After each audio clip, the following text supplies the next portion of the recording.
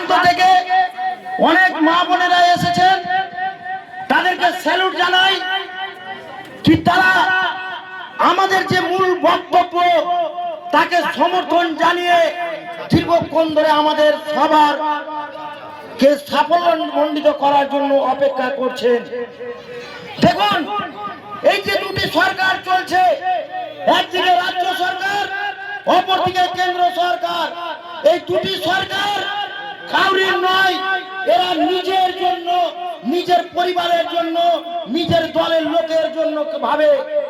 এরা বড় বড় কথা বলে। আজকে ভাবুন, এই দুটি সরকারের কোন রাজনৈতিক ইস্যু নেই, তাদের একটাই ইস্যু।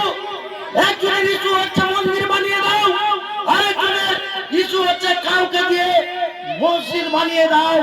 তার মানে হচ্ছে মানুষকে আপোষে লড়িয়ে দাও, হিন্দু এবং মুসলিমকে আপোষে লড়িয়ে দাও, ভ্রাতৃত্ববোধকে নষ্ট করে দাও।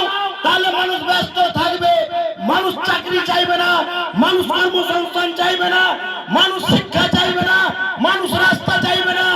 এই সরকারের মেন উদ্দেশ্য হচ্ছে এটা।